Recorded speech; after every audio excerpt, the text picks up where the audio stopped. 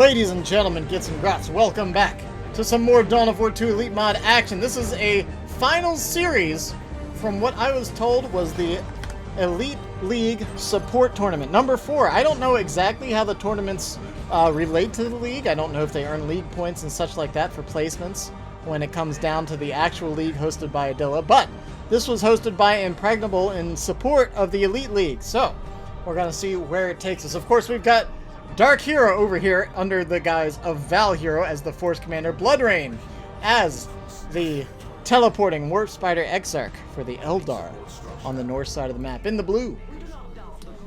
So Ash is the Typhon, very big, very open, very spread out map, no green cover to be seen anywhere. A bit of yellow cover here and there, but nothing really for the Space Marines to hide behind.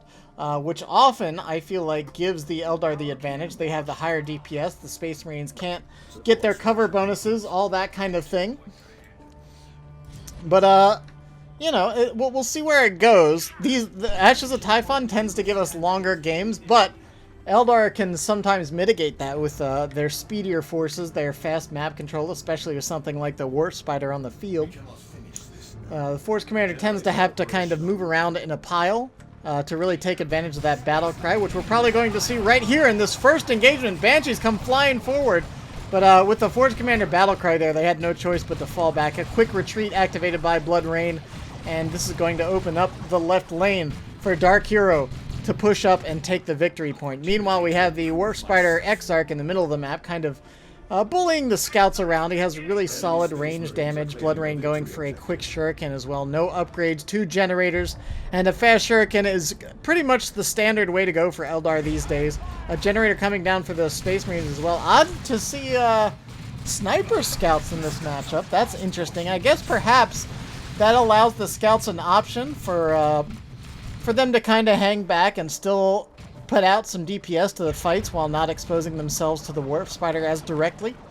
So maybe that's the consideration there. Plus, along with the battle cry, the Force Commander, it can actually be pretty nasty.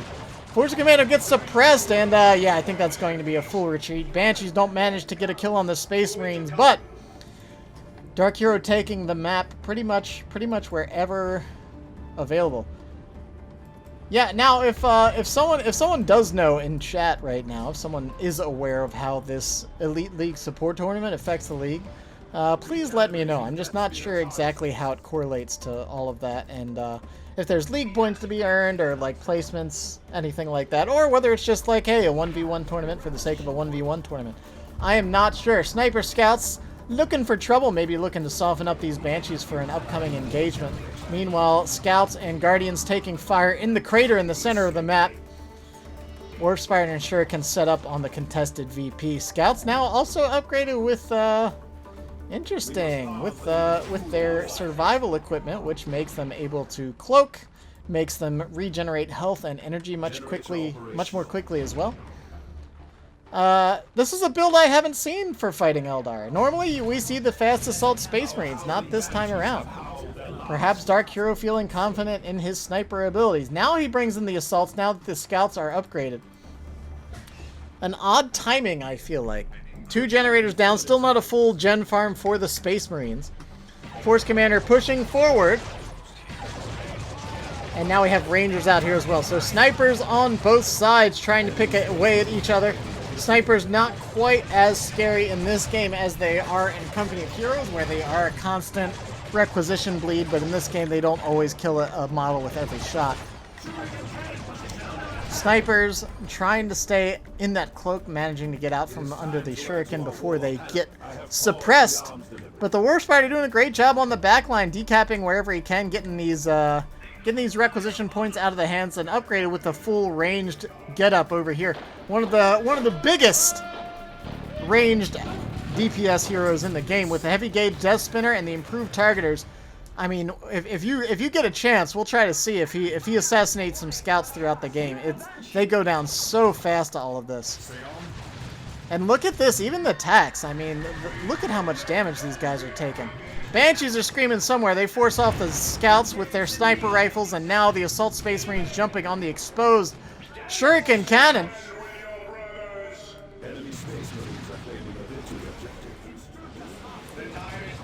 Shuriken in a lot of trouble. But it looks like both the Shuriken and the Assaults will get out of there without too much issue. A second squad of Rangers now coming out for BloodRain. DarkHero did lose a model on the tax, but still looking pretty okay. And man, I mean, just look at this. Every burst is about 150 damage from this guy. Doesn't pursue for the attempt on the kill. The good thing for DarkHero here is that he's managing to keep the VPs pretty safe. He's keeping it even, which is sometimes quite hard against Eldar in general, right? Okay, he throws down a grenade spike, retreats the scouts, he goes through the Banshees, but it looks like most of the Banshees swung at the Sarge, so he actually didn't get any model kills there, which is pretty nice for him. 456 to 458, and that's kind of where you want to be as Space Marine. If you can just keep it even, it's unlikely in most situations against Eldar that you'll actually get a strong victory point lead in Tier 1, but keeping it even long enough that you can get into Tier 2 and get your stuff online, well, that's really all you can ask for. There was actually a hollow field put down there. The Assault Marines jump into it, lose a model, but now they're engaged with the Shuriken Cannon. The Rangers taking some fire, but now, oh my gosh, it's just so much damage. The snipers, along with the heavy gauge Death Spinner, are just going to start picking off models left and right. Quick retreats from DarkHero managed to save most of his stuff. He only lost the one Assault Marine there. Sniper scouts doing what they can, but getting called out by the Banshees. A lot of reserved play from both sides. BloodRain's doing a good job of trying to pick off models wherever he can. That's something you want to do as the Eldar, is be picking off those expensive Space Marine models. A lot of upgrades on these scouts. Nice looking grenade comes in here, takes out 4 Guardians. Only one will go home to tell the tale. He's going to make up some story. He's going to be like, yeah, they ambushed us. There were like 30 Space Marines, man. I was the only one that made it out. Really, they weren't just paying it. They were just not paying attention. It was a slaughter. We didn't stand a chance. Oh my gosh. Alright, this should be a nice push from the Space Marines, but they're standing under all this fire for much too long. Oh my gosh, 2 tactical Marines go down before the engagement even begins. The Assault Marines jump in, dislodge the Shuriken, but it's too little too late. The Tax, the Force Commander, the Scouts, they're all looking pretty worse for the wear, and now the Banshees are coming in with really nothing out here to stop them. That's the problem with going for these Sniper Scouts, is that you just don't have the shotguns to halt the Banshee advance. I'm not sure this is paying off very well for DarkHero.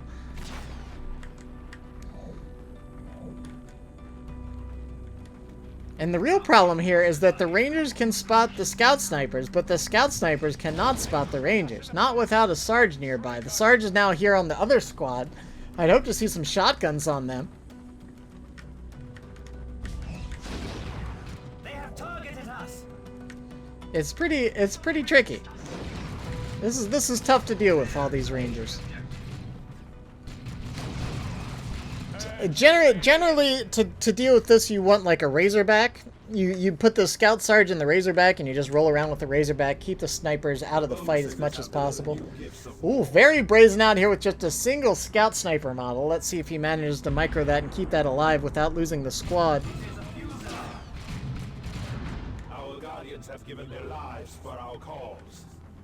But really, the pressure at this point's on DarkHero. He's lost a lot more. There's going to be a Falcon on the field here shortly. DarkHero does have Stern Guards out, which is nice, but it's not a new threat. It's not a vehicular threat. I kind of would have liked to have seen the Razorback first before the Stern Guards and then get the Stern Guards, but then again, with the Falcon coming, that could be a moot point as well. Weapons sent for the war. The Falcon's going to be a headache. Now with the Stern Guards out here, these damage over time bolters are going to be real scary. Nice looking Merciless Strike though, and between the Stern and the Assault Marines, as much as we wanted to see a vehicle, we're seeing these two squads pretty easily handle the majority of the Eldar forces. Quick retreat from the Scouts after a decap on the far side. DarkHero's only down by about 90 victory points. He's still very much in this game, but this Falcon is going to be a big headache. So now we're going to see DarkHero has a lot of requisition. He actually switched to the anti-vehicle, the vengeance rounds here. I think, no, yeah, exactly. I was getting ready to say, I think I'd still rather just see the dot bolters to help deal with the Rangers. Now, as the Force Commander, he's charging against the Falcon. Oh, he's not upgraded. I expected to see a weapon upgrade with the way he was charging in there, but apparently not. He's got to get something else up here, man. What is he going to buy? Look at all this requisition. He was holding out for a Dreadnought. Okay. And he's 5 red off from being able to drop in more tech. So maybe that's what he's saving the rest of the requisition for, is more tactical Marines. But he's got to do something sooner than later. Because the Eldar are pushing up on the Gen Farm. Once the Gen Farm goes down, the tech stops. And when the tech stops, well, it's not good times for the Space Marine. Nice looking grenade. Nice job pushing back the Warp Spider with the Scouts. Normally it's the other way around. That Warp Spider has a lot of investment in him to be able to shut down Scouts. So for the Scouts to actually take him out and secure some more victory points, that actually works out pretty nicely. However, over here on this side of the map, the Falcon is pushing back pretty hard. Stern Guards are up here, but they're already pretty low on health. No Melta in from the Assault Marines yet either, and man, it was just a trap. The Falcon was pushed up in front of the Shuriken, and as soon as the Assault Marines jumped in, well, they just got suppressed, got pushed back. The Dreadnought's up here with the multi-Melta coming in here shortly. Will we see a Bright Lance, or does he want to keep this Shuriken on the anti-infantry suppression duty? It looks like the Bright Lance will be the answer. Dreadnought now equipped with the multi-Melta, but he suspects the Bright Lance and he starts pulling back, as well he should. Although I would like to see the Dreadnought maybe take a couple pot shots at that Falcon while he has the opportunity. Again, these Scouts continuing. Man, maybe the snipers are doing... Wow, is that a For the Emperor on the Scouts to get rid of that, to get rid of that Warp Spider? Warp Spider's not competing over there. Maybe Scouts... And that's kind of what I theorized, that maybe the Scout Snipers were to allow the Scouts to contribute to the fight without getting in range of the Warp Spider. And maybe that's paying off for him a little bit here. The Assault Marines are beat up, the Banshees are out here, and with the aspect of strength, an injured Dreadnought and Assault Space Marines are not going to be enough. Now we want to see, at least I want to see that Power Hammer come out for the Force Commander. We've got the Stern Guards and we've got the Melta Dread to threaten the Falcon. Now we need something to just shut down all of this infantry. Force Commander leads the charge, activates the battle cry. Banshees are up here, but there's certainly enough out here to deal with the Banshees. Force Commander goes down. Unfortunately, he doesn't have the standard or anything like that, so it's just a bit of a waste. Bright Lance continuing to blast away at this Dreadnought. Oh my gosh, if the Dreadnought goes down here, this could be brutal. This is looking rough. Vengeance rounds come in on the Falcon, though. It's very low on health. There's not... I don't think... Yeah, there's not enough energy for a Melta Bomb. Grenade tags a couple models on retreat. Nice swings by the Assault Marines as well. Actually takes out one of the Ranger squads. Very nice there. Very fortunate, but BloodRain's heading into Tier 3. 391 to 324. The Falcon's injured, heads back home for a little patch job there. The Autarch's out here. No Fear gets activated. Going back to the Kraken rounds for that anti-commander armor. And the Warp Spider finally managed, after being bullied by a bunch of Scouts in a dark alley, finally manages to get out there on his victory point. Poor Warp Spider, everybody's been picking on him. He bought all this fancy war gear and he still can't get out onto the field. Some solid play from DarkHero, suppressing him for so long. Keeping the VPs even. He is still down. Eventually he's going to have to get the lead, right? Or he's ultimately just going to lose 100 VPs down. It is starting to get to that point. Librarian's coming on the field. Force Commander falling back again. 380 to 306. As the Stern Guards come online. Getting a little bit of damage. Just a little smidgen of damage down on those Banshees for the coming engagement. Anytime you can take health off Banshees before the actual fight occurs is great, because they're actually not all that tough. If you kind of loosen them up a little bit so that they can secure the kill. Okay, Melt-A-Bomb comes down, but the Falcon's healthy enough that this isn't a threat on its own. Even with the Stern Guard support, it's not going to be enough. You generally want those Stern Guards shooting at the Eldar, not shooting at vehicles. Oftentimes, I feel like the Vengeance rounds are kind of a last resort because the damage over time belters are just so nice. Force Commander goes down again, unfortunately for DarkHero. I don't know, man. This is looking rough. It's looking very rough here. We see some more money go into the Librarian. He does have his Force Staff, which of course gives him the Force Barrier ability.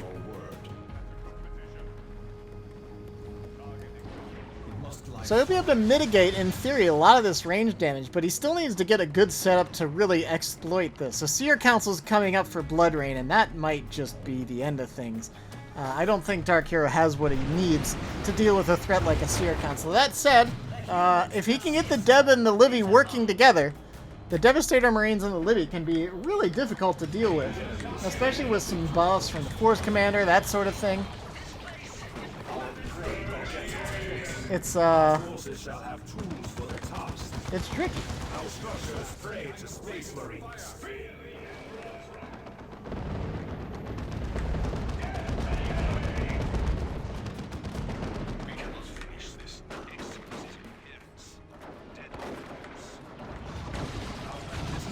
No, now and this is where things start to become insurmountable, right? The Falcon has his energy shield. There's a Seer Council on the field.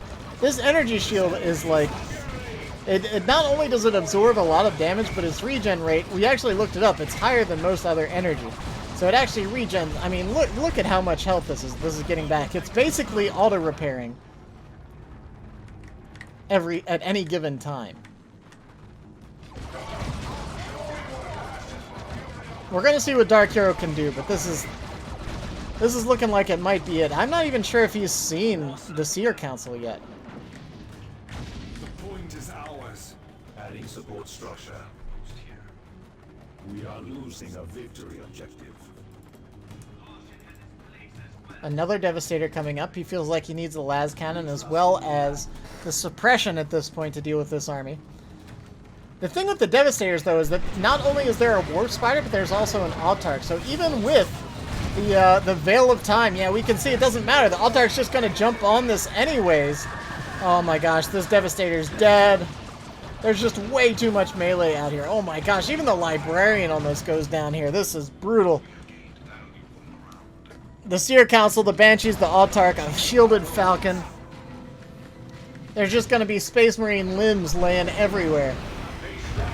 Slicing, dicing, chopping them up.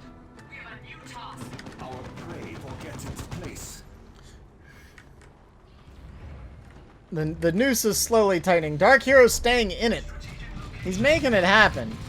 He's making the Eldar fight for it, but I don't know how much hope he has left here. He's going into some kind of like dev spam here, it looks like. He's got another Devastator coming up. The Force Commander's still down.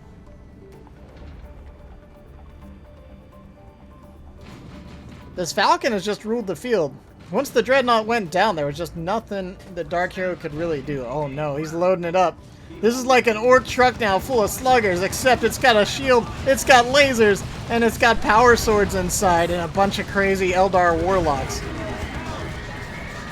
The Devastators just don't matter here. It's just so easy for him to break the Space Marine line. We might just be seeing the slow demise of DarkHero from here on out, unfortunately. Scouts doing what they can, but it's pretty rough. Oh no. The Librarian, say it ain't so. Oh man, there's weird pathing going on between like the energy shield there and all the melee stuff. The Librarian goes down, the Autarch comes in. DarkHero, I think, recognizes here that there's just no chance. Rockworld shall rejoice in our victory. Whoa. That was a rough one.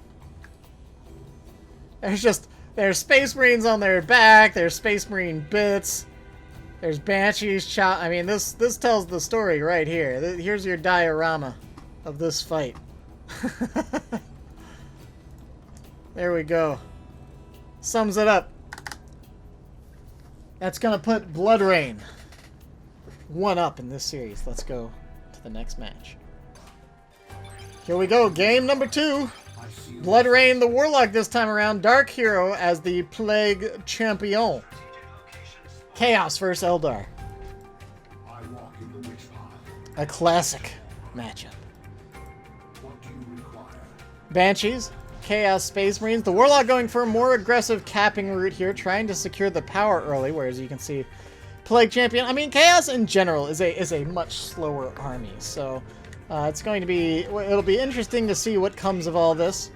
Bloodrain, of course, 1 up. This is a best of 5, so first to 3 is going to be the victor. For those of you that, you know, don't know how tournaments work. You never know. I like to spell out the basics when the game starts. Leave me alone. It's a caster thing to do. It's like when John Madden talks about how the guy that takes the ball into the end zone is going to get a touchdown. It's like, yeah, we know. We understand. It's like, I'm sorry. I've just got to say it. I've said it 3,000 times. I'm going to say it every game. Leave me alone. Commentating's stupid sometimes. All right, we've got the Nurgle worship coming in.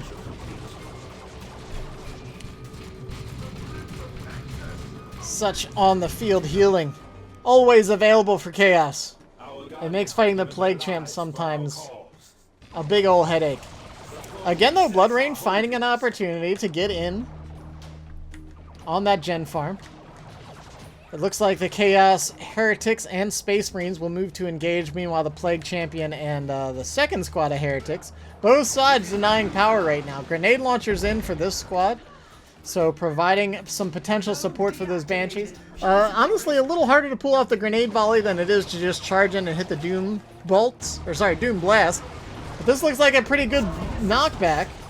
The Chaos Space Marines don't turn in fire. I would have expected at least a volley there, but instead deciding to just play it safe.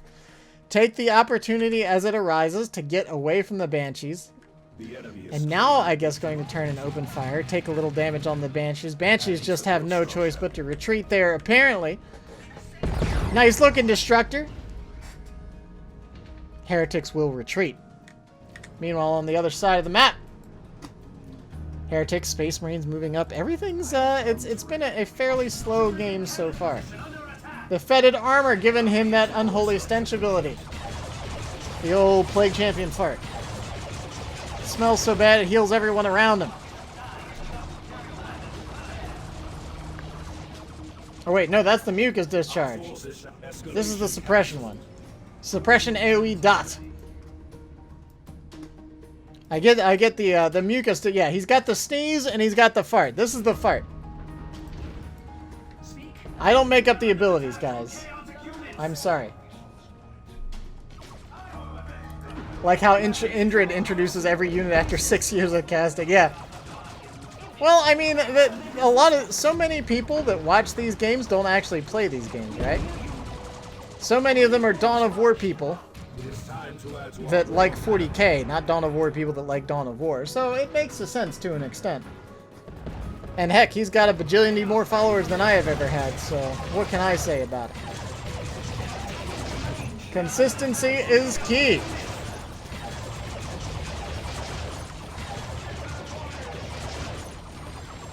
Grenades coming in. Trying to dislodge Eldar positions. I think Indrid should stream. I think Indrid would have a great following, and he'd get a lot of viewers if he streamed.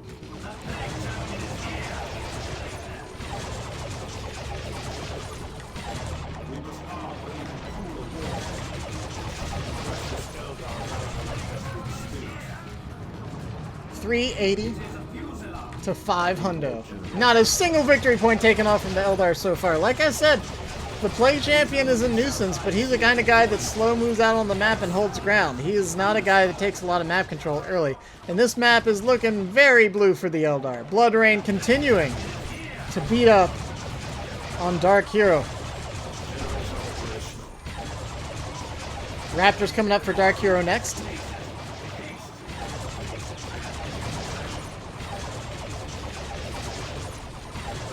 His Gen Farm's in a lot of trouble here. This might be a quick round if things don't change here. This is looking rough. This is looking rough for Dark Hero. 2-0 cap.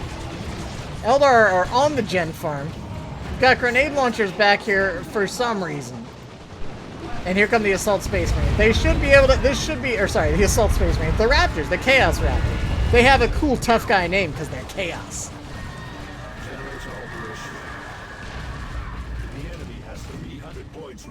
Alright, this combined push is going to be enough to save the Gen Farm. 1 Gen remains. He only lost the node, so all things considered, that was not too bad. The real problem now is the fact that he's down to 280 victory points already. He's down to almost half his initial starting pool. And that's kind of sometimes what you expect from Eldar. Just this dominant map control, this fast pressure. Generators are going up, but you can see for the Eldar, they've already been up. Bloodrain will be ahead in the tech race. So are these Raptors enough to get Dark Hero back into this? They're already kind of beat up. Like, you don't even want these Raptors anywhere near those Banshees at this stage. And that's kind of the scary part about having to make a push so early in the map, right? You make a push here on the Gen Farm, and now before the next fight even happens, you're so beat up from that push that you almost kind of have to fall back and heal up. And if anyone can do it, it's this Plague Champ, but he didn't have any heretics nearby for worship. So these units have been remaining injured. Heretics trying to close in with the Guardians, but the micro is on point. The Guardians fall back, open up an opportunity. I don't know what the heck that grenade was.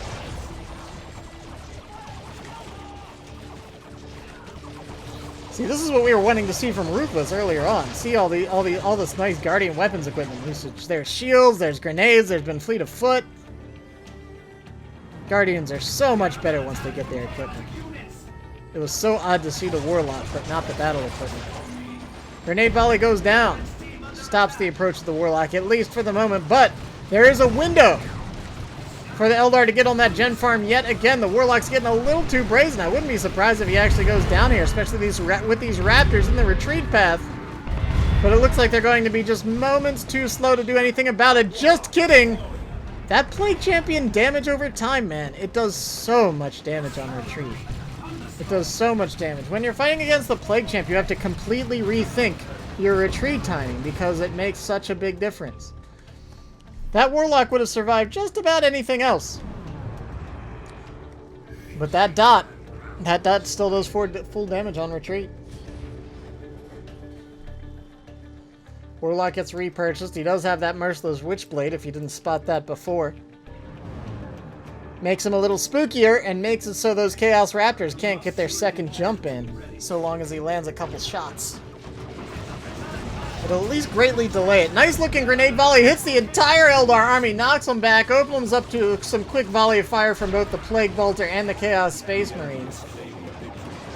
Warlock running off to the side to try to get some of this map back under his control, but suddenly Dark Hero's looking like he's got a dominant position on the map, and he's actually going to head into Tier 2 a little bit ahead of the Eldar.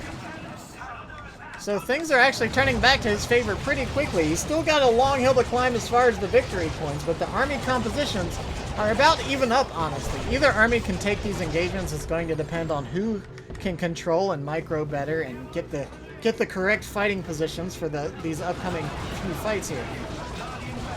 Heretics pull off of the Nurgle worship. No Doomblast comes down yet, or I guess it finally does, but it's a little too late. Guardians blasting fire in, but the Raptors get the assault jump on the back line. Tear apart the Eldar back line and leave the Banshees stranded against way too many Heretics. 6 Banshees can only deal with so much. Both those Heretics have some upgrades. One with the Aspiring Champion, one with the grenade launchers. Just a little bit too much to handle. Warp Spiders coming online. Dark Hero with the Blood Crusher. And I'm assuming since Bloodrain... Oh no, he cancels the Warp Spiders. Interesting. Interesting. I mean, he's close enough to either a Wraith Lord or a Falcon that I think I would prefer to see one of those. The Warp Spiders, of course, are a reasonable threat to the Blood Crusher, but I think you want those out after your first vehicle. Get the Falcon first, get the Wraith Lord first, and then get the Warp Spiders behind it. It looks like that's what we're going to see, but DarkHero going for the double Blood Crusher. Oh my gosh. DarkHero doesn't afraid of anything, not with the double Blood Crusher build.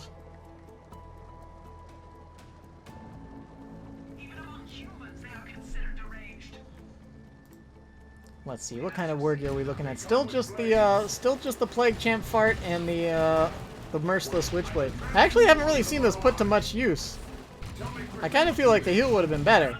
But we'll see what comes of it. We'll see if he can manage to pull anything out here. Like, he can maybe, he like suppresses the Warlock here, I guess, but does that get him that much? I guess it's actually doing pretty okay. I saw him use it once on the Warlock before, so maybe he's just using it directly as a Warlock control tool. It's possible. I kind of expected to see it used on, like, the Banshees and stuff like that, but oh my gosh, now there's 2 Blood Crushers on the field. A Wraith Lord is coming. But 2 Blood Crushers is scary. This is not an easy thing to fight. And with 2 of them, the Wraith Lord is actually in danger of going down if there's not more anti-vehicle.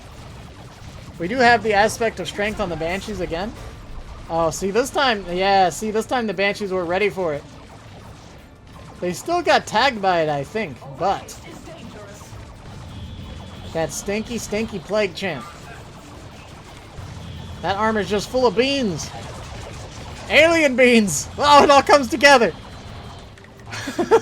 Alien beans!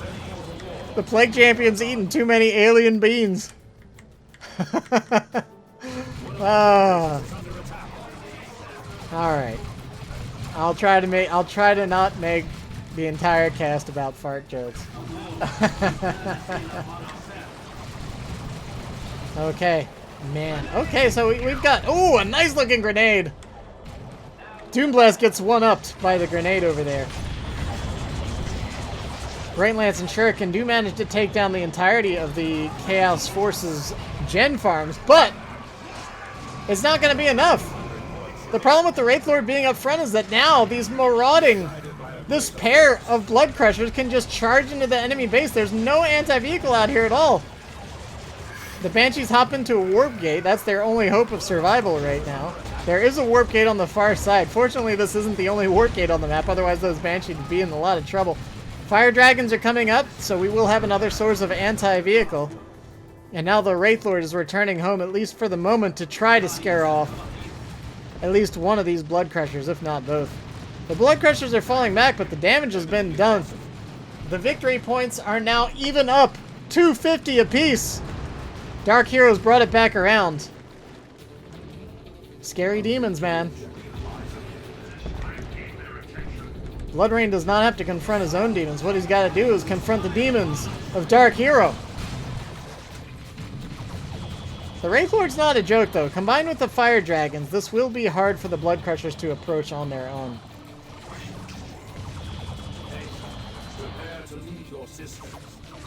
And again, now we've got full army bars. Everybody's got a lot of stuff. It's gonna come down to how you can use it. The Plague Marines are a little spooky. We're now getting Marcus Siege on the Chaos Space Marines to help deal with the Fire Dragons. Those Inferno Bolters do some really nice damage to those guys. What is the Shuriken doing up here? It was still up there after the Gen Bash.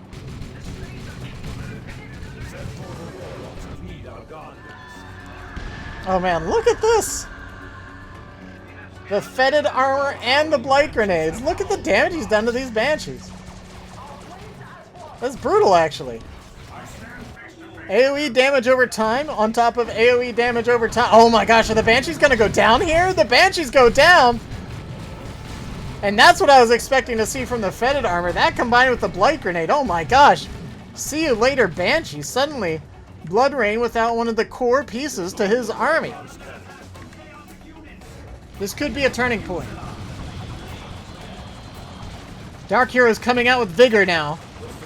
The VP is still even. A nice looking grenade does connect with a couple models, but it's not really enough to stop the advance. The Blood Crusher does not want to engage with this directly, not without any support. The Plague Marines, I'm assuming they're still around. Wait, did the Plague Marines go down? Maybe they did. Oh no, here they are. I'm looking right at them. You guys, I'm looking right at them. Why didn't you tell me? Now I feel silly. You don't want me to feel silly, do you? Again, this suppression is actually controlling the Warlock quite well. This is an overextension with this bad boy. Oh, one Blood Crusher goes down, and that's how quickly they can go down against all this. There's so much anti-vehicle out here. That's something that double Blood Crusher forces them. It forces the enemy into this, like, overcommitment into anti-vehicle. Fortunately, things like the Fire Dragons, the Wraith Lord, they actually work quite well against other things in addition to the anti-vehicle, but this Bright Lance now out here is kind of exclusively a Blood Crusher kind of thing. And of course 40k is like Star Wars, so like, you know, just like lightsabers. If you've got a bad guy plasma rifle, it's gotta be red. That's how you know it's a bad guy. Good guy plasma is blue, bad guy plasma is red. It's the opposite for spaceships though. X-Wings have red lasers, but TIE fighters have green lasers. I won't get into Star Wars lore. I'm sorry. I'm always eager to talk about Star Wars lore. I know a lot more about Star Wars than I do about 40k. Now everybody unsubscribes. This is 170 to 202. We've got everything moving in over here. Bloodrain has so much requisition. I feel like you should just try to maybe get some War Spiders on the field, something like that. Ooh, this Plague Cloud combined with the Plague Grenade! Oh my gosh! So much DPS, so much dot! It looks like they will survive? Oh my gosh, these Fire Dragons, 6 HP! 84 between the 3 models over here. The Wraith Lord's terrorizing the back line though. It looks like this Blood Crusher is not going to escape. One more shot from the Bright Lance is all it takes. Now, where are the Plague Boys? The Plague Boys are not around. The Wraith Lord could fight the Raptors on his own, but he doesn't want to risk the Plague Marines getting the slow shot because then the Wraith Lord won't be able to retreat. DarkHero lost one of his Heretic squads there. He lost both of the Blood Crushers now. His army is still reasonable, though. Bloodrain has so much requisition, though. What is he going to do with it? He should probably rebuild his power, among other things. Here it comes. Yeah, there we go. Everything hops out of the webway. Ready to open up on a whole bunch of chaos. Nice looking grenade goes down. At least stops the Chaos Space Marines for the moment. This game is a bit of a mess. More Plague Marines? I'm not sure about that decision. Mark of Nurgle on the Raptors. Ooh, takes out the Bright Lance. Although at this point, honestly, I don't think Bloodrain wants that Bright Lance, other than like maybe something for capping. That was an interesting play. That was nice control from Bloodrain. He saw the touch of Nurgle and he just generally stopped attacking the Raptors. So now the Raptors are at about 60% of their health, still full models, but now if anything dies, no Heelys. You don't get Heelys now. The Raptors trying to fight this Warlock. Can they actually fight him? He's looking for a special attack. It doesn't look like it's going to happen. He's just a moment too slow to get into the webway. The Raptors take him out. That Blood Maw does so much damage. Look at it. I mean, just killing models with every swing. 102 to 202. A 2-0 cap right now for DarkHero. Bloodrain, while fighting valiantly, doesn't seem like he's quite able to take the map. Can he stem this victory point lead and get back into this? He's got an Autarch, one of the fastest things in the game. So that should certainly help with the map control, but DarkHero might just be a little too far ahead at this point. And look at this guy. Look at this aspiring champion. A champion indeed. He's gonna one-on-one this webway gate, and he's gonna win, damn it. 202 to nice, and the victory points still ticking down slowly. But this could be an opportunity to get back into this. Warlock needs to take back this point. They need to decap the mid. There's only 1 point ticking away here. Another plague cloud coming in, but a quick escape into the webway gate is enough to get away from it, at least for the moment. However, this Wraith Lord is in dire straits. 2 squads of Plague Marines and Raptors. DarkHero's just stalling for time. It's 47 points. He only needs a little bit more. He's got this one. Man, what an aspiring champion. That guy's going to be joining a Space Marine squad before long. No more babysitting heretics for him.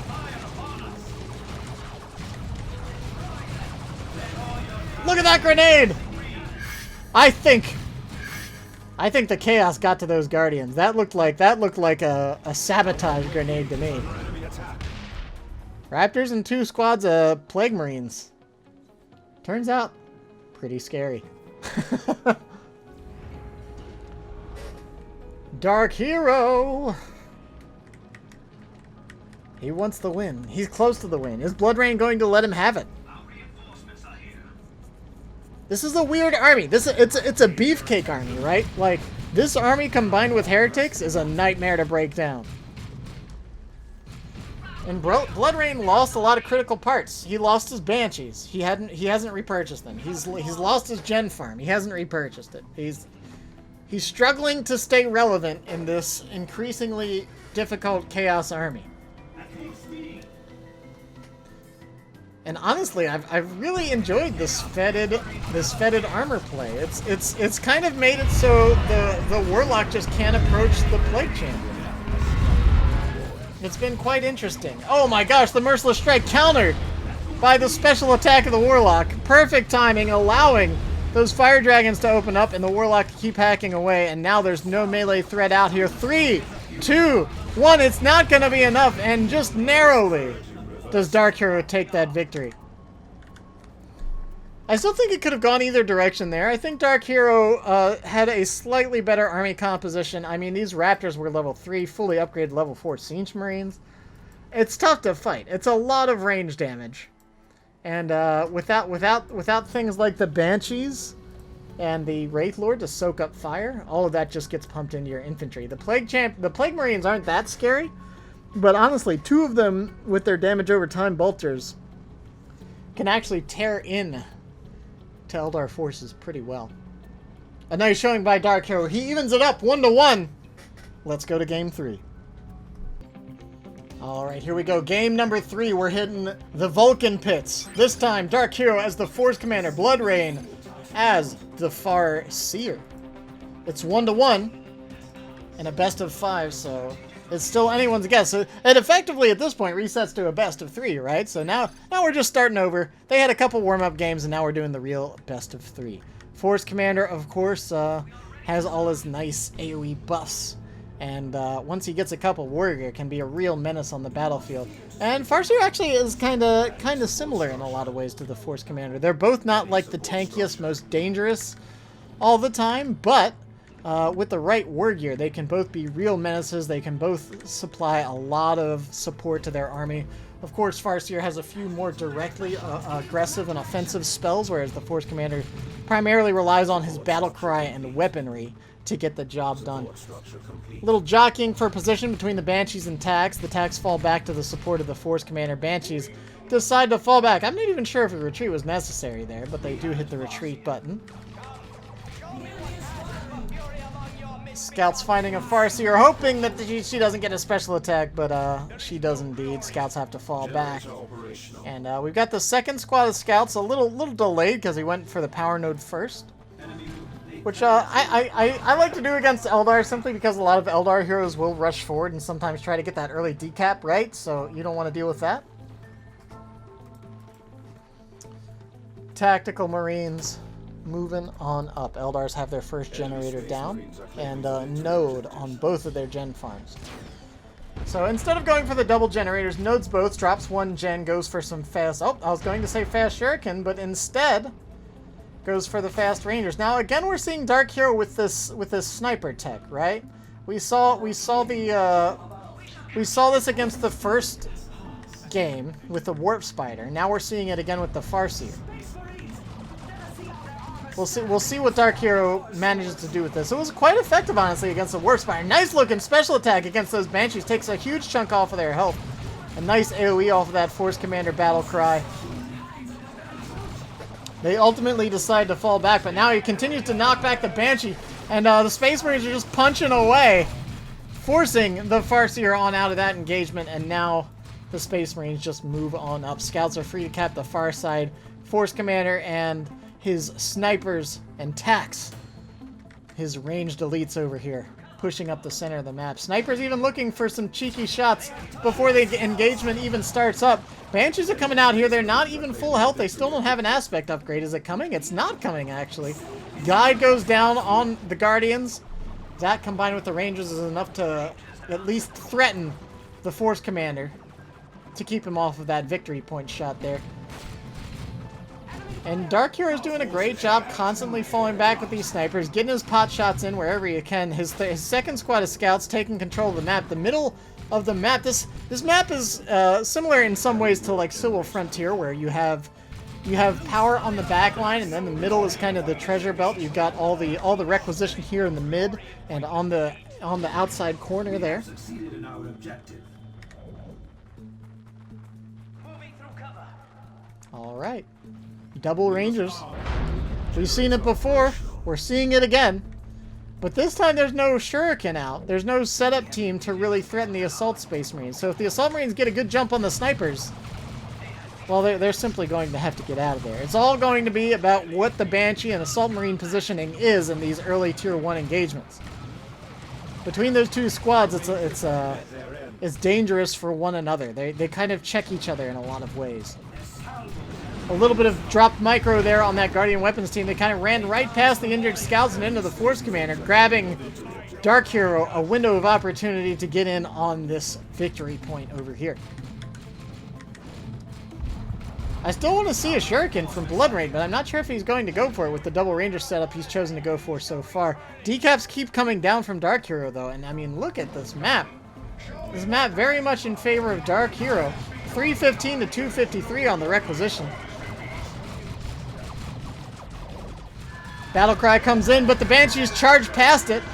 The one thing about that Force Commander Chainsword special attack is that it's not very quick. A Banshee goes down in exchange for a Tactical Marine, a bit of a small little win there for the Eldar. It does force off the Space Marine, so you can consider that a little more than just strictly the model loss. Scouts charging forward. They are getting their not the sniper squad, but the capping squad is getting its Sarge. That seems to be what he's been going for. One sniper, one Sarge. Using the snipers to soften up the Eldar before the engagements.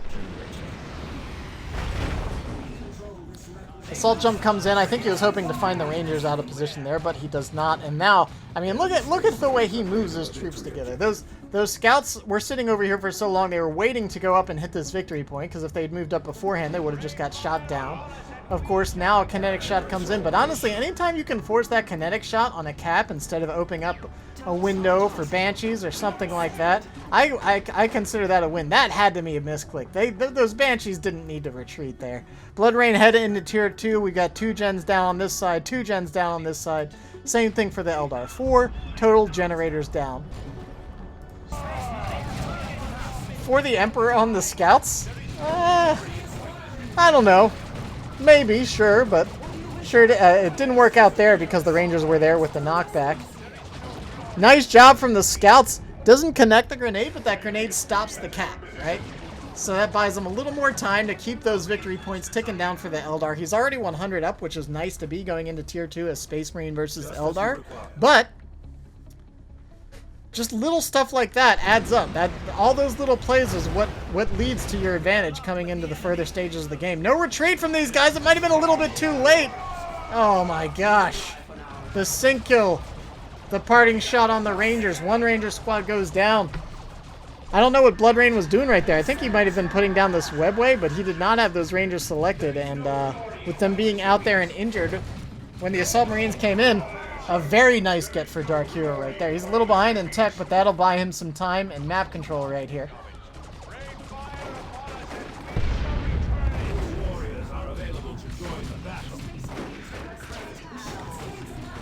Alright, so we've got scouts, shotguns moving up.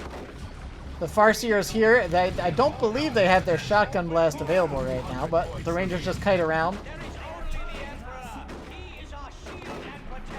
The Rangers are forced to fall back in the face of the shotgun scouts. The Rangers will, I think, straight up beat the scouts in a sniper war, but, of course, once those shotguns get in close, they'll rip apart the Rangers, so you don't want to stick around for that. And with the Sarge, they can actually detect. You can see the little eyeball there, of course, allowing them to detect those Rangers even if they're sneaking around. Falcon coming online. That'll force DarkHero into some pretty serious anti-vehicle unless he wants to get the runaround from the Falcon like he did in the first game. Battlecry gets activated. He falls back, pulls the Banshees into the attack. There's a hollow field down here as well. You can see that red glow around the Banshees. That means they're partially revealed, of course. Grenade comes in, nails the Banshees. Beautiful throw. Takes out 3 of them. They were bunched up so nicely, and I don't think he was watching the snipers. The snipers take out the opposing squad. This might be a quick one. This is looking rough. Oh my gosh. What was that DPS? Those scout snipers, you gotta watch them. And if you've noticed, DarkHero has been using both the battle cry and For the Emperor on those sniper scouts. So I think, yeah, I think DarkHero's kind of found a nice niche for this one squad of snipers and the one squad of shotguns. New meta coming in from DarkHero, as is often the case. DarkHero's the one with the plays and the one with the builds. Dreadnought's up. And there's not nearly the forces that we saw in Game 1, so this is looking very strong for him. I mean, Bloodrain's down to just 2 infantry squads. He's got the Banshees, he's got the Guardians. DarkHero with a full contingent here. Assaults, attacks, snipers, and now a Dreadnought. The Dreadnought's not in any position to stop this gen bash, but he has a split gen farm. So honestly, now that DarkHero has the Dreadnought out, he's probably much less concerned with protecting those generators. He can just drop another gen on this side and he'll still have a full farm. And that's really all you need for the majority of the game. Having a 4th generator is kind of a luxury.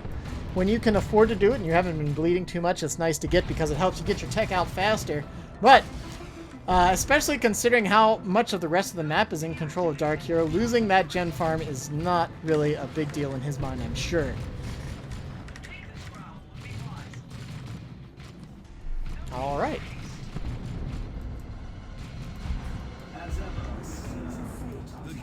Here we go. The Banshees are here. The Falcon's here.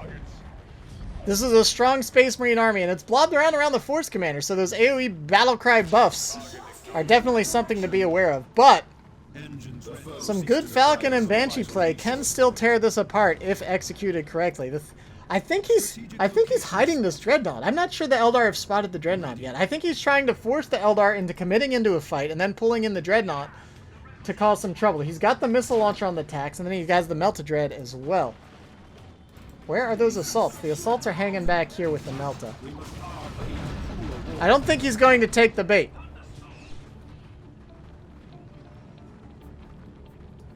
We have 200 points remaining. I don't think he's going to take the bait here. He suspects something, and now with Dark Rangers out here, Dark Rangers and Banshees, this is a very brazen jump. Oh my gosh, these Assault Marines are trying to go for this Melta. I can't believe they escaped. That was a very punishable jump, and the Banshees just didn't quite get the job done. I really expected those Assault Marines to go down there. Force Commander does have his teleporter pack now, which, you know, we saw him jump across the battlefield there and get into melee nice and quickly. It is time to add to our war panoply. Melta-Dread. I mean, DarkHero finally deciding, like, I've got it. I may as well put it to use. And he's getting his opponent quite low on the victory points at this stage as well. So I think he's really got to just pressure the mat, try to close this game out before the Eldar can get back into this. And I think he can definitely do that. His army is still superior. The Dark Reapers are a nice addition. It certainly adds some much-needed ranged DPS to this. But these Banshees, yeah, the Banshees just can't get anything done. Where's the Farseer guide on those Dark Reapers, man? Where's the Farseer? Farseer's getting the VPs. Probably a smart choice, but A lot of back and forth, just trying to get some chip damage down on this Dreadnought while harassing the scouts that are doing some repairs. Assault Marines ready to jump in. The Melta Bomb does come down, but the Falcon will be able to fall back to base. It'll get healed up. The slow's going to go down. The Melta's going to go for it, though. It looks like the Dread wants it. And even if it doesn't get the Falcon, it can start picking off Eldar models, which is not bad. I'm surprised one of these scout squads, honestly, isn't going for the decap here. Farseer does get the point on the far side. It looks like the Force Commander might go say something about that. Nope, he decides he's going to stick around here. A brazen Falcon attack. Decided better of it. Even under the Cloak of Darkness, he was like, maybe not. Maybe not. So Dreadnought is starting to get beat up a little bit, but Dark Hero's headed into Tier 3, and that's, needless to say, Space Marine Tier 3 is a rough time for everybody. Preds, Dreads, and Termies. Vanguard veterans, you name it. All the scary stuff comes online. Dark Hero, however, still above 400 victory points. Banshees have found a window to get in here, but the Assault Space Marines are hanging out waiting for just that. A quick route for the Banshees. They have to fall back. Guardians pretty much relegated to repair duty for the time being.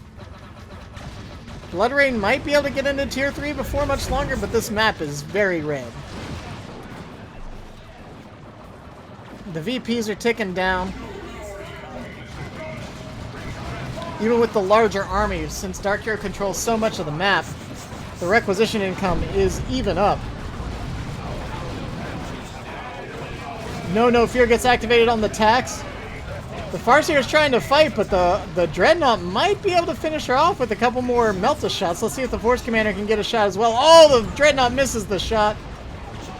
Force Commander has to fall back. It does have reduced fire on the move accuracy. The Melta is not 100% accurate with fire on the move. It's not like that dang Falcon. Oh, the Falcon's such a nuisance. The one thing that's been keeping Bloodrain in the game so far. But his time is running short. He needs to get some more webways down, maybe. Something like that. He's got vision over here. He could probably plop one down and maybe try to get some back capping in or something like that. The snipers are maybe looking for a decap here in the middle of a fight. If he can get this decap out, I think that'll pretty much secure the win. Although the Farseer is doing the same thing. Eldar being the evasive folks that they are. Uh-oh. Banshees net themselves a couple scouts. Will they get the final blow? They do. The scouts are punished for their greed. Dark Hero loses the snipers, but they've already done enough that it might be all it takes.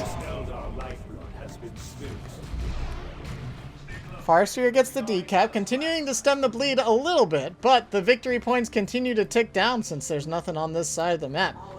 Armor of Fortune and the Singing Spear over there. Oh man, and the Force Commander Terminator.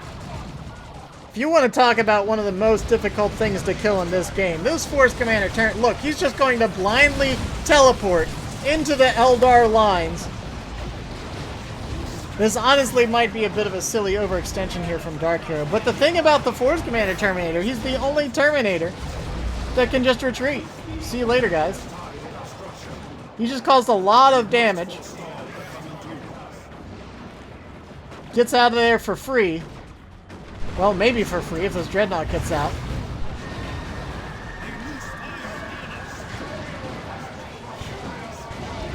Bloodrain's stalling for time, but I just can't see him breaking out of this.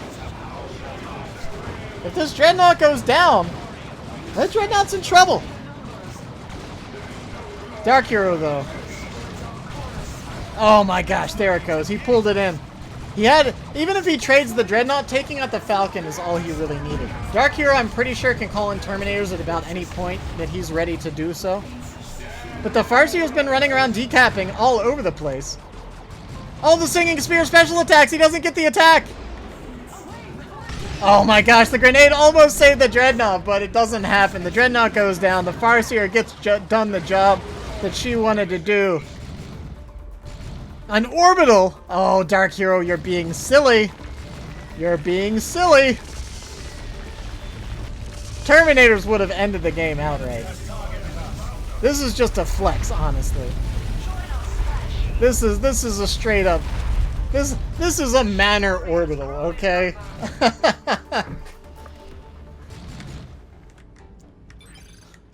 What a nuke, he says. A Land Raider's coming up. Our reinforcements are here. Our reinforcements are here. DarkHero, so an Orbital Strike. An Orbital Strike is a nuke meant to be used with army support. That's kind of the whole shtick of Space Marine, is that all of their units, generally, most of their units aren't good on their own. You need support. You want to drop the orbital when you're already blasting the hell out of them and stopping a push. We have come to a desperate pass. Until you get to Terminators, there's not like a single Space Marine unit that is like really amazing on its own. Like Banshees can pretty much 1v1 almost anything. Not so with Space Marines.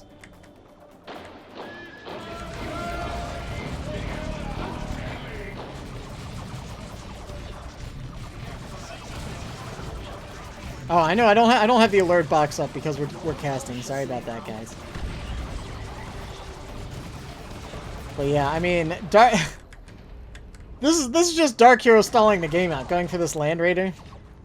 Because Termies would have ended the game. So he drops the orbital. Now he's purchasing a Land Raider. As soon as this Land Raider comes out, I feel like Bloodrain's probably just going to concede. This is a bit silly, but you know. May as well go down with some style, I suppose. But he's giving Bloodrain a chance to get back into this, which could certainly be dangerous. Bloodrain's a good enough player that he might be able to take advantage of this lull.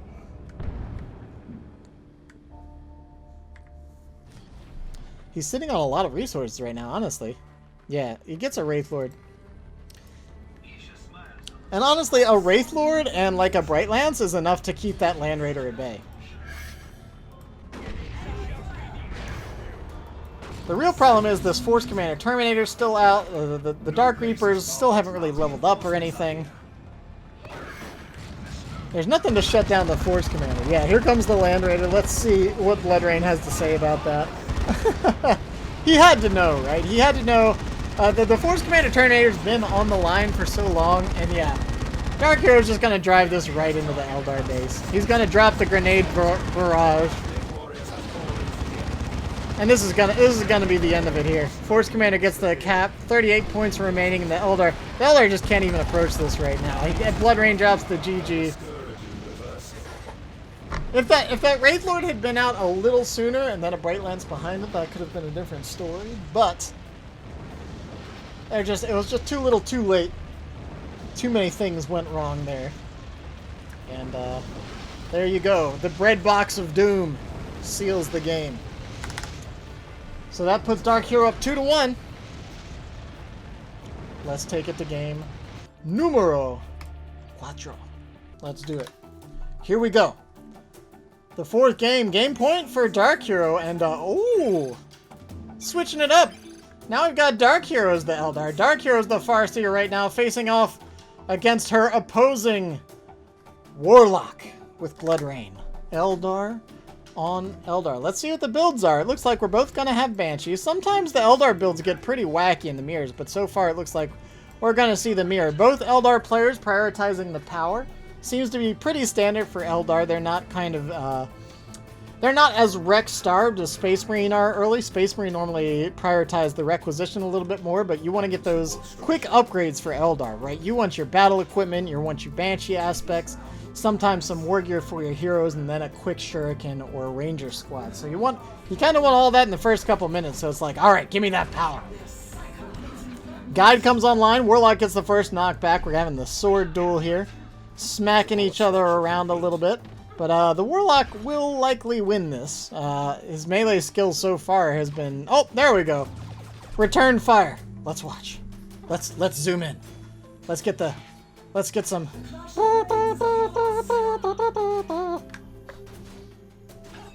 That's like that silly Star Trek song that plays like when he's fighting the Gorn and stuff. We must arm for even Oh my gosh, no, the Farseer's gonna win this! The Farseer's gonna win! The guide is too strong! Seaman Aobi, thank you for the follow. Welcome to the channel. Alright. So Banshees are forcing them off over here. Dire Avengers pushing up on the gen farm. These gens are quite exposed actually. With the Warlock still on retreat, Banshees are moving forward, but the Farseer taking the map pretty Oh, what is this, DarkHero? The double Banshee build? No way. Let's see if it works. Rangers coming out for Bloodrain. Pretty tricky.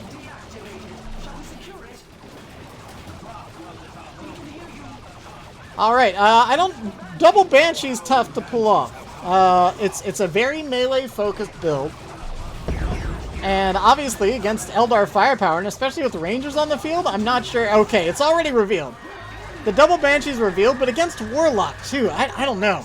Against Warp Spider, maybe I could see it. But this Warlock, like, might just get a merciless Witchblade, and that thing shreds. It shreds. Nice looking grenade! Obliterates the Banshees, knocks back the Guardians, destroys their own energy shield. The Farseer's doing a great job taking the rest of the map, but what a hold, what a grenade. Obliterated. Nice throws in chat if you got them.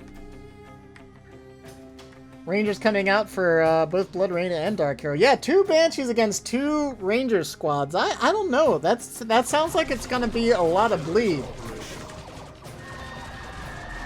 It's gonna be a lot of bleed.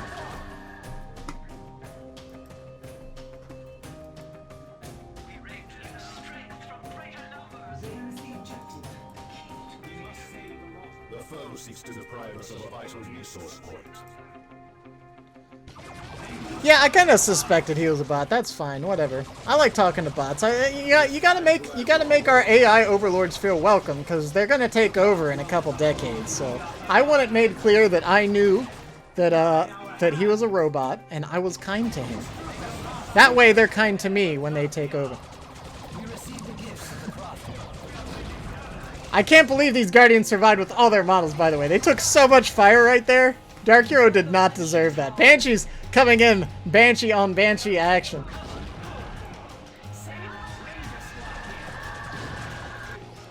And this is always so scary. Banshees fighting Banshees. Whoever gets the special attack is usually going to take the win here. Warlock comes in here as well. Should be able to finish off this squad. Should force them off. DarkHero, never a dull moment. Spirit Stones are coming in.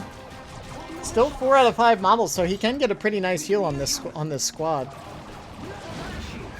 Warlock hiding in the garrison, so as not to be taken down by the Banshees. And unfortunately, yeah, DarkHero did not have his Rangers firing. So he missed quite a bit of potential damage there. The Warlock actually picked off a Banshee with his ranged attack there, so less of a heal comes down than DarkHero would have liked on those Banshees. DarkHero, by the way, yeah, just now building his power, whereas these gens have been up for quite some time for Bloodrain. The double Banshee build is, it's funny because I was talking about how Space Marine is usually the more requisition-intensive race. With going for a double Banshee build, I think perhaps DarkHero may have wanted to prioritize the requisition earlier than he did. That said, the map control is still looking pretty solid for him. 470 to 474. It's pretty much even up at this stage. Ooh, have to be careful with these Rangers. Yeah, the sniper duel is a dangerous game. Especially when you have less models on the field than your opponent does. They're just Banshees running around everywhere, man. There's Banshees everywhere. There's Guardians everywhere. These Eldar are so quick, so fast, so shooty, so pew-pew. It's sometimes hard to keep up with all of them. Some people don't like mirrors, but man, I like mirrors. I like seeing who gets to use the tools better, right? Like, I say it all the time, but like, people hate mirrors, but it's like, chess is a mirror, and people love chess. It's a chess match, man. You've got the same options, the same tools. Who's going to make the better moves? Who's going to put their opponent in check first? Oh my gosh, and that's the thing with the double Rangers. There's so much utility. They've got the kinetic shot for the knockback. Another scary Banshee duel. Special attacks on both sides this time, but now the Rangers are coming in, adding some extra range DPS to this fight. And this is where, yeah, see, both Banshees just have to retreat. It's so spooky. It's a scary thing. Ooh, look at this flank by DarkHero, though, getting behind the snipers, forcing the full retreat. Pushing Bloodrain off the field. Bloodrain's heading into tier 2, a little bit ahead of DarkHero, though. DarkHero is going to be able to tech up here in about 30 seconds or so, so he's not going to be too far behind, so much so that, you know, there will be something like a vehicle on the field before he can get an answer. But he will be losing the tech race by just a bit. It's not a Banshee duel, it's a Banshee duet. Everybody practicing. Yeah, they're just dancing. It's really just bring it on 40k, right? It's just dance battles in the street. Except we're not in the street. We're in the woods. We're in the wilderness. But you get the idea. Dance battles in the woods might even be cooler. I don't know. I guess that's what like the pagans and the witches and the goth kids do. They hang out in the woods. Have their dance battles there. Look at all these Banshees. This is a lot of scary melee. One kinetic shot's already used. The Banshees are ignoring the Warlock. They're charging forward. The snipers have no choice but to fall back. The Banshees smell blood. And they're not going to get it, but they are going to force the retreat. And now, maybe some fleet of foot, or maybe spread out, take the map. But nice job sneaking the Guardians over to the far side to decap the VP. The VPs, despite being as late into the game as we are, have barely moved. Nice looking grenade, though. Another nice throw. Returning the favor from earlier. One grenade obliterated DarkHero this time around. Oh, man, those Spirit Stones. Did you see that heal on the Banshees? These sparkly, sparkly Banshees. This is going to be a tough Gen Bash to stop. It doesn't look like it's going to happen. The Witchblade of Kurnos. Oh, that's actually a really nice pick here. Dwarf Spiders have to be careful. It looks like Bloodrain's going to double down on the Eldar ranged firepower here. Oh, this might be a dead Banshee squad. Oh my gosh. I'm telling you, it's all about those special attacks. When you're in melee, level 1, they're both level 1. DarkHero's losing a lot of Banshee models. He's got to be careful here. And actually even getting some Gen Bash in. Bloodrain making the most of a tricky situation. Using the opportunity for his, oh man, look at that Merciless. Or that's not the Merciless Strike, I'm sorry. That's the, what is it? The, Ethereal Slash. It's like a Merciless Strike, but times 4. It goes in all directions. One of our generators is under attack. More Warp Spiders.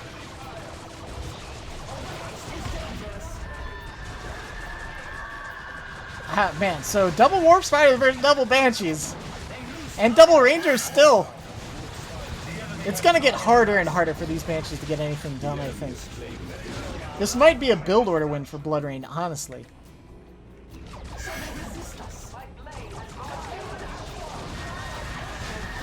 Yeah, look at this. I mean, DarkHero has... He's got the twin Banshees, but in every fight, the Banshees are just going to get gunned down before they're even able to engage. These Warp Spiders do such high piercing DPS, and pretty much the entirety of the Eldar rosters, at least everything we see now is basic infantry, right? So piercing damage does its full damage to these infantry. There's no heavy infantry out here at all. There's no vehicles. With an entirely infantry-based army, Warp Spider spam might be the way to go. They can outrun the Banshees, they can split off, they can maneuver around, they can get the good firing lines. This is, I mean, DarkHero spots the double Warp Spiders now. Look at this. Oh my gosh, it's brutal. Farseer goes down. Webways are starting to pop up around the map too. We can see 1, 2 on the map on the far side over here. I wouldn't be surprised to see one maybe go up in here or in the corner for this far VP. Yeah, this is. I feel like you need some support for the double banshees. I don't know exactly what it is. And he's now revealed his webway too. It's just too much range damage. Those banshees came out, got taken down to half health in a split second. The war spiders as well. Prepare to meet your sisters. You shall have it. Rough. Sniper duels, banshee duels, it's all happening here. Who's gonna get the shot off? The kinetic shot? That shot actually didn't do too much. I don't know if that missed or what. Sniper duel. Yeah. Oh, and I called it. I told you it was gonna go right here. Both webways go down for DarkHero on the far side of the map. The Rangers, of course, pretty crucial in Eldar mirrors to kind of keep those webway networks from getting too oppressive around the map. 359 to 437. Woo!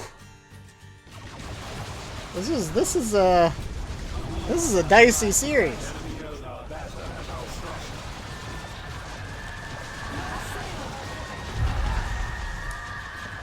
Ethereal Slash does not connect, but it does force the Banshees away for long enough that the War Spiders can get into position.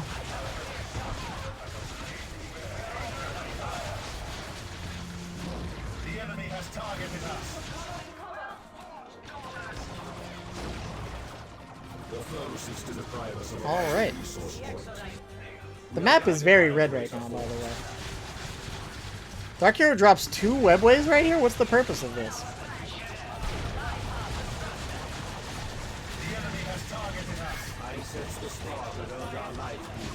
This is just starting. Yeah, I mean, there's so much bleed coming in from all these War Spiders. The double Banshee, I think, is just starting to get outmoded. Outpaced, outgunned.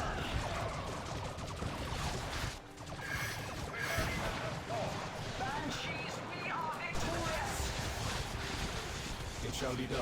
Yeah, just DarkHero doesn't have a way to get these into melee anymore and not just constantly bleed.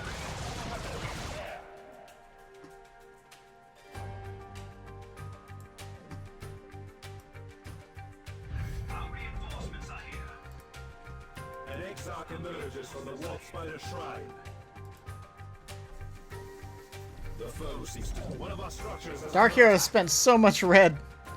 So much of his psychic might slapping down webways all over the place, and BloodRain just keeps shutting them down at every available opportunity. DarkHero is certainly not out of this, but it seems like more and more, like he's jumping around the map. He's just not able to engage anywhere where these dual Warp Spiders are. And, you know, you kind of want a vehicle or something to help deal with this, but then you have to babysit the vehicle so it doesn't get haywired and shot down. We have 300 I want something like a forward Falcon or a forward Wraith Lord with a Shuriken behind it, so the Warp Spiders can't just jump in willy-nilly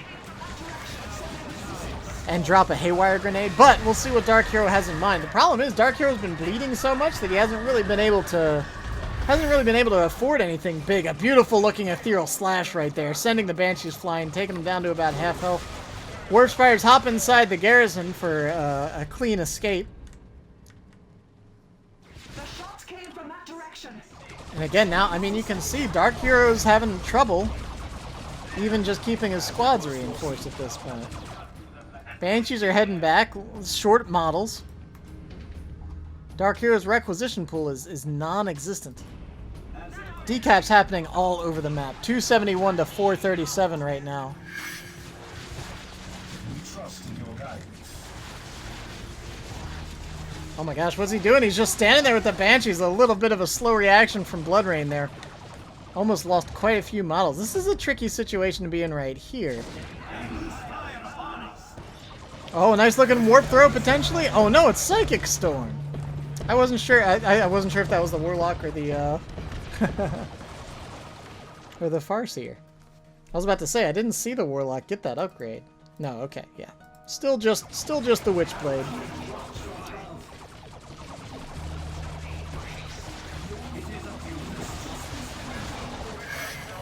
Alright, Distort Field on the Warlock's Warp Spiders, but it still looks like there's a bit too much in the middle here for anyone to deal with.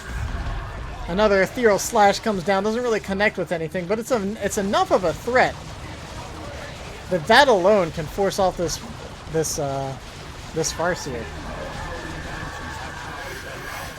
who does barely escape, by the way. There's just so much here. I can't believe neither of these players have gotten vehicles at this point. They're playing pure Eldar infantry, and it's just they're both bleeding each other so badly that vehicles haven't been able to come up on the field. DarkHero now starting to finally amass a reasonable pool. But more Warp Spiders beats less Warp Spiders, as it turns out. And now the Webway network is all in favor of Bloodrain. You gotta get your... Listen, we're in 2020, okay? You gotta get your mass transit under control in your urban areas. That's what I'm saying. This is a modern day. You can't expect each of these Eldar to own their own Falcon to get around, you know? Listen, it's gonna cause requisition. It's gonna cost requisition. There's gonna be upkeep.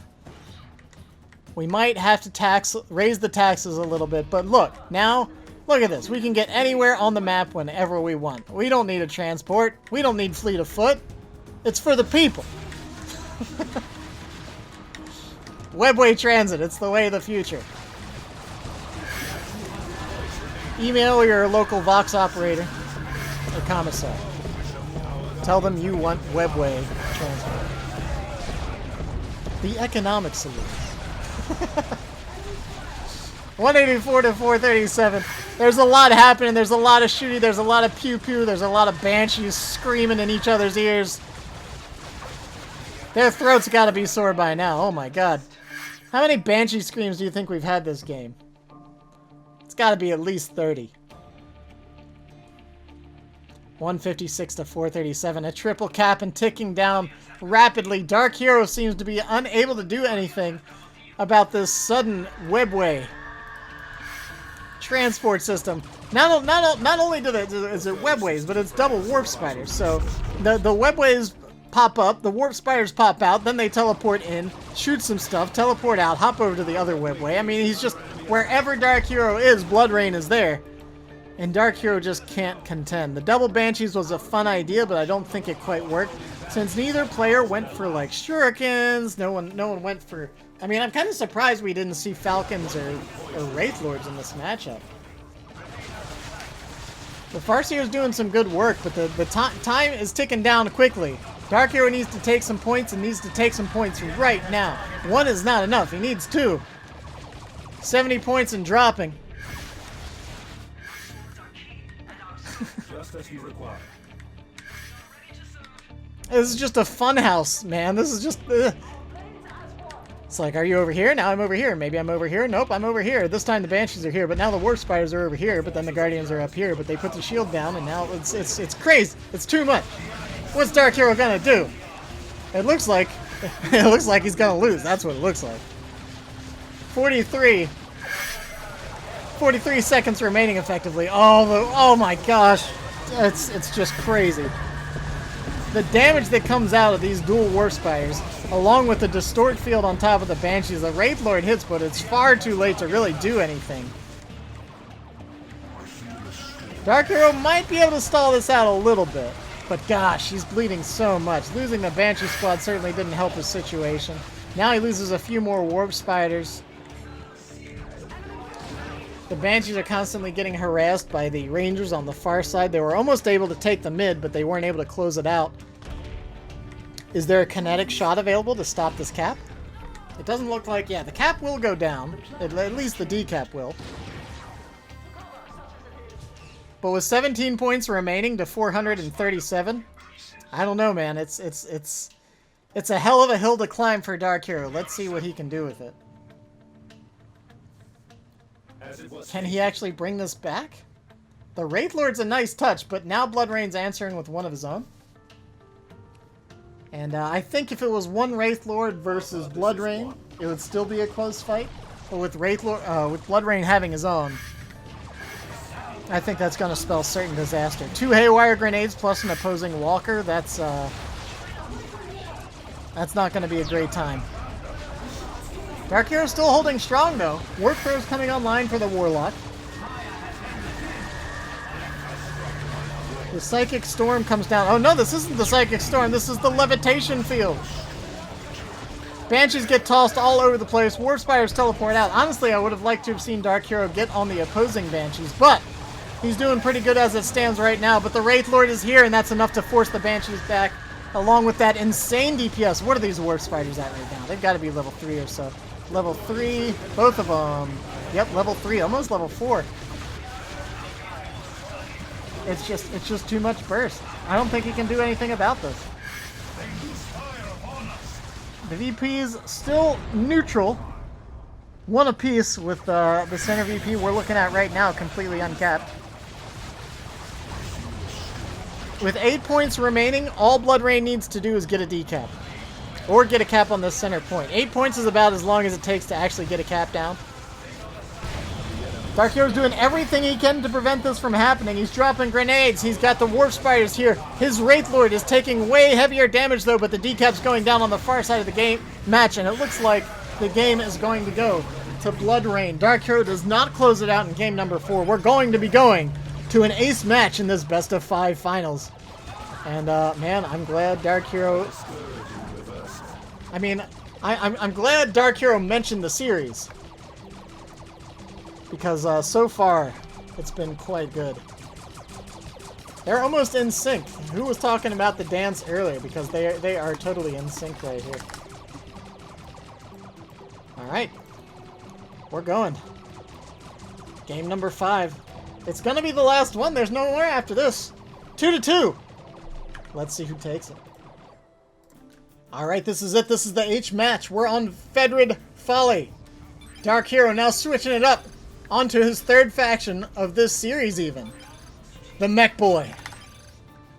Bloodrain as the Farseer. They're both on match point. It's 2-2. Anyone can take it. This is the finals, so whoever takes this takes the tournament. Double shooter against Banshee. Mech Boy, being a teleporting hero, of course, tends to have a bit of a map control advantage on these bigger spread out maps. But of course he's against Eldar, so fleet of foot, webway gates, all the usual accoutrement of the Eldar. Makes map control quite strong, and usually quite easy to attain for the Eldar. Slug is going to be facing off against Guardians. If the Guardians are smart and hop into the garrison, they should be fine, but same thing's happening on the far side of the map with the Shooter Boys and the Farseer. A bunch of Russian nonsense happening in the chat. Hopefully they're not saying anything terrible. I can't speak Russian, so I don't know. Farseer getting a little brazen there, but should be able to get out without much issue. Support structure complete. A little jockeying for position on the far side, hopping in and out of garrisons. This time the burners are here, though. The Guardian's not going to be able to stick around for any sort of hopping in garrisons at this stage because they'll just burn them out. What problems doesn't fire solve?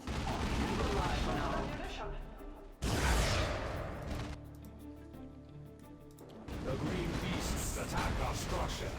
Bloodrain does not drop generators this time around. Probably a good choice considering the current situation as Gen Farm is in. The node will get burned down. I don't think they'll get there in time to stop it.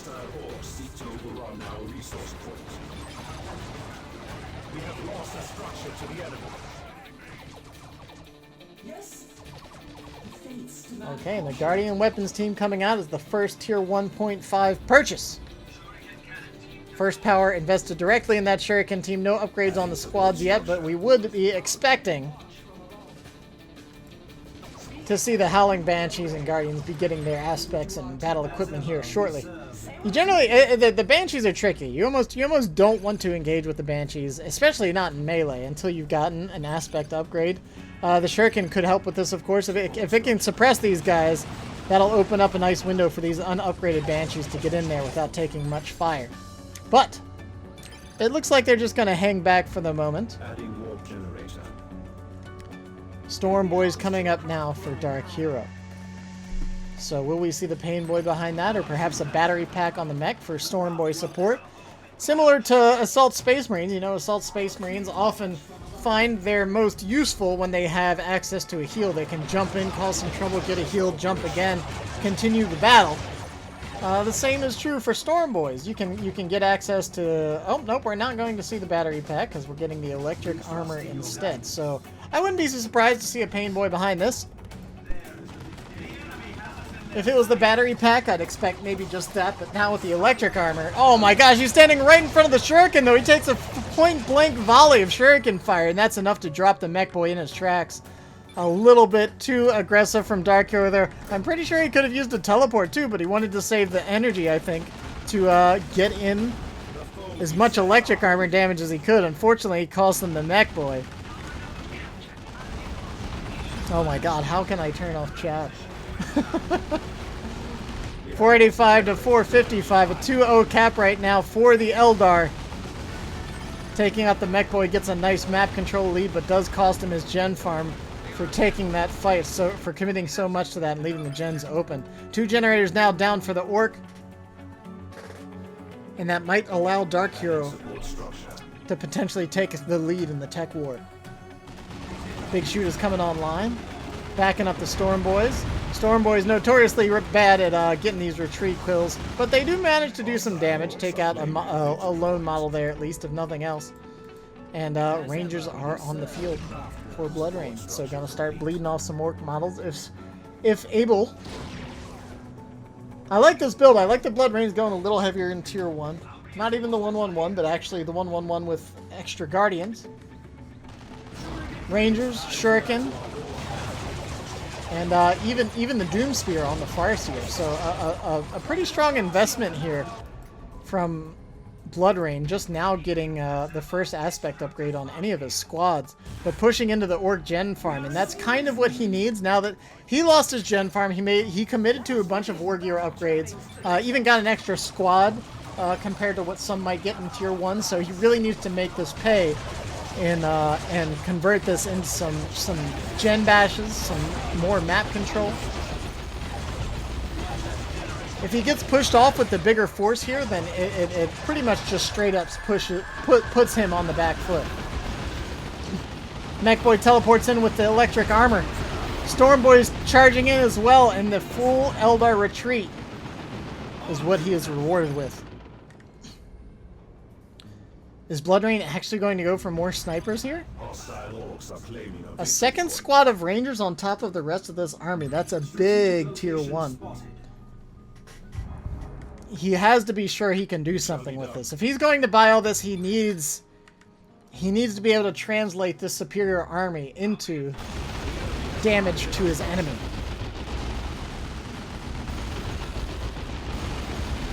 The Mechboy slapping down a turret.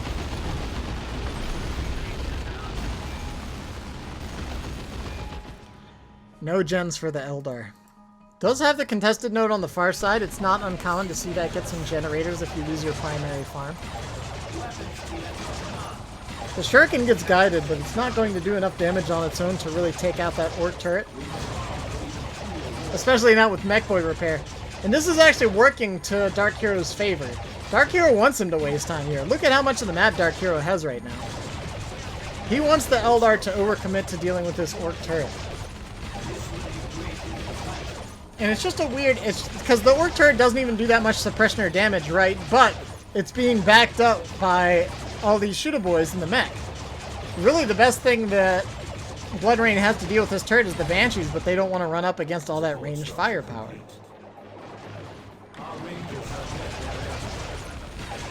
A grenade goes down, it doesn't really do that much damage.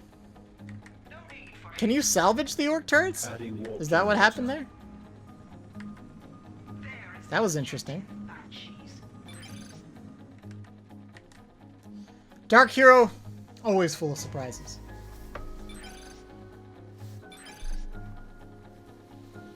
Alright, this is Bloodrain's push. Here it comes. Rangers, Shuriken Cannon. Where are the Banshees, though? There's no Banshee support here. The Banshees are on the far side of the map, so now the Storm Boys and the Electric Armor, that's all it takes to force a full retreat. Oh, no. Oh, I do not think that was the way Bloodrain wanted to play that. DarkHero's headed into Tier 2, and Bloodrain is nowhere close. He's gonna lose his gens again by the look of it, too. This is what I'm saying. Bloodrain invested so much power, so much requisition into Tier 1, into this big Tier 1.5 army, and he's gonna be... He's gonna be a long way away from Tier 2.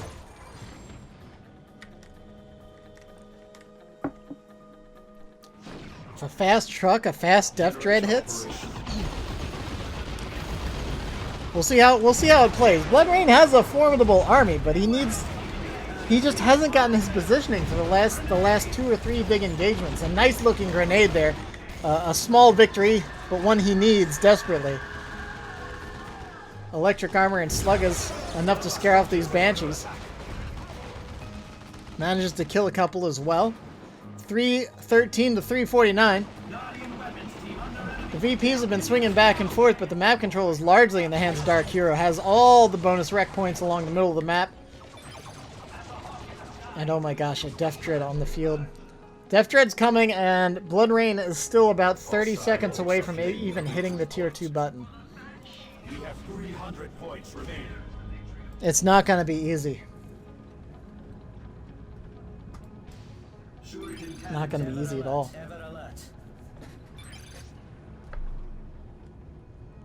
He's got lag all game. Oh man, that's why you don't have a bunch of observers in tournament matches. I tell people that. I try to tell people that having more people in the game is never a good idea. Also, yeah, like, you know, one of you's in Italy and one of you's in Russia, so it's not going to be a super tight game. But I do agree that having too many observers in the game does tend to cause some trouble. Observers can make the game lag. Oh, totally, yeah. In this game they can. Alright, Doom comes down on these Storm Boys. A nice play here by Bloodrain. Was waiting for the Storm Boy jump. Finally actually has the Banshees in position instead of across the map. This went much better. This is what we want to see. Where's the Def Dread? Oh my gosh, DarkHero, why are you doing this? He wants to save the Def Dread till he has 2, I guess, but he's giving the Eldar a chance to get back on the map. If the Def Dread just pushed up during that last fight, I guess maybe DarkHero doesn't realize how far ahead he was, but there's literally no chance for the Eldar to do anything about this Def Dread for the last minute or two. Oh my gosh. DarkHero mind gaming himself. And now Bloodrain's, by the time the Def Dreads come out, Bloodrain is actually going to be Tier 2, and he will be able to get answers. So DarkHero taking the huge tech lead he had and kind of just letting it be. The two Def Dreads coming out together will be nice, but wait, did he just use Cult of Speed? Okay, I guess. I guess he's got enough red that it's not that big a deal, but it doesn't seem like that was necessary right there. Certainly didn't feel like it anyways. I don't know if that's true or not, but... We have 200 points remaining. Alright, burners and bits on one of the dreads. More Jeff Dreads is more orky if you ask me. 1 is not enough. Get 2, get 3. Get 4. Do it. You won't. Alright, so Cult of Speed marches the Def Dreads across the map nice and quick. Gets himself a nice gen bash on the back of this as well. But now the question is, what's Bloodrain gonna do about it? More Cult of Speed! 3 gens go down. The Eldar have lost so many generators this game. Storm Boys come flying in, but the Banshees are there to answer it. There's no Storm Boy knob, so they certainly can't hope to win this fight. The Cult of Speed, however, might be enough to get both these Def Dreads in. One's in range stance still, though, so it's not actually engaging the Bright Lance in melee. Is he going to march these into the base? It looks like he decides against it.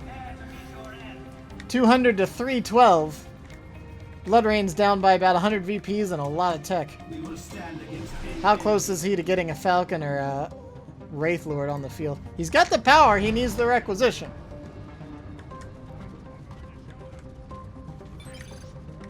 Big armies from both sides. Unfortunately for the Eldar, this big army didn't really do much in the early game. Bloodrain just, I don't think he found the positioning or the execution and the engagements he needed to really take advantage of this army.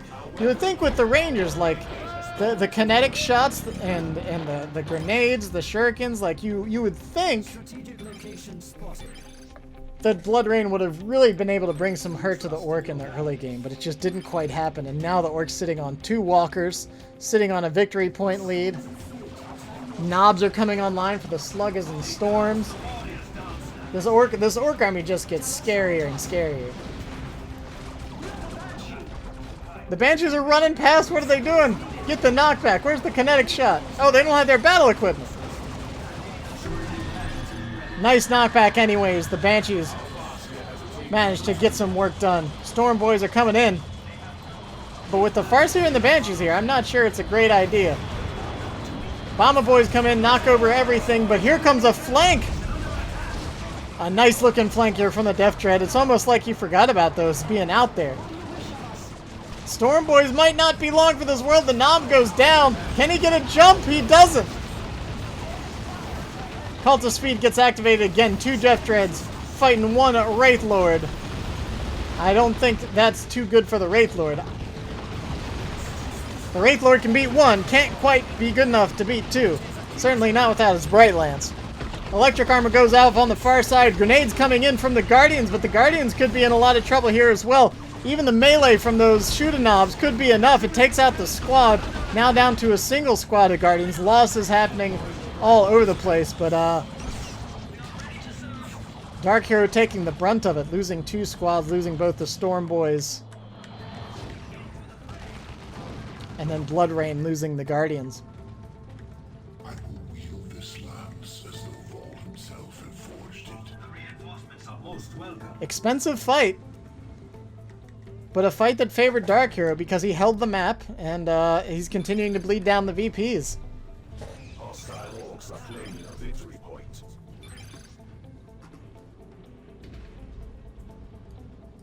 Time grows short for Bloodrain. DarkHero might be taking this tournament. He might be in the position to close it out right here. Let's see if Bloodrain can do anything about it. He's got his infantry push lined up. Wraith Lord leading the charge up the hill here, up this ramp. Onto the high ground. And once I get low enough on VPs, like once I'm around 100 VPs, especially on this map, like I just start wanting to camp this side of the map. Like you've got 2 VPs over here, you've got an emergency power node if you need to. At this point, if you lose the map, you're gonna pretty much lose the game anyways. So you might as well lock down somewhere, camp it up, and hold strong and try to weather the Orc storm here, because it is not getting any easier.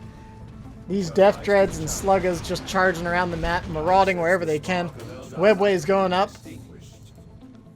Getting the transport network up, our mass transit system again.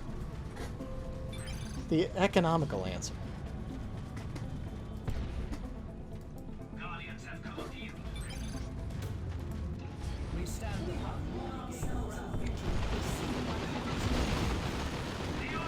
Farseer looks like she might be able to hold strong here, but oh man. DarkHero on the aggro has some tank busters back here now as well to help deal with the Wraith Lord. I'm surprised he didn't try to snag that Farseer. I guess one swing wouldn't have done it.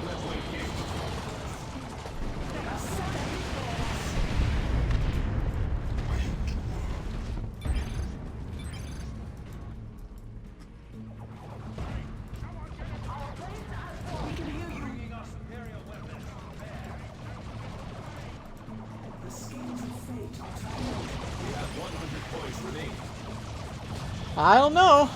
This is looking rough. That's my Steam. Don't check your Steam. It's just mine. I didn't put my live tag on so people don't know I'm streaming. Sorry about that. But we're almost to the end. We got this far without any Steam messages. See, I don't have that many friends, guys. Triple cap. This could be the end. The Eldar just can't get anything done here. Bloodrain's army comp just, for whatever reason, like, I guess the Rangers just aren't working against the Orcs. I guess against Mech, it's a lot harder to make it happen. The Mech can just kind of teleport in and disrupt your line. Is Bloodrain even going to be able to stall this at all? I don't think so. Yeah, there's just too much.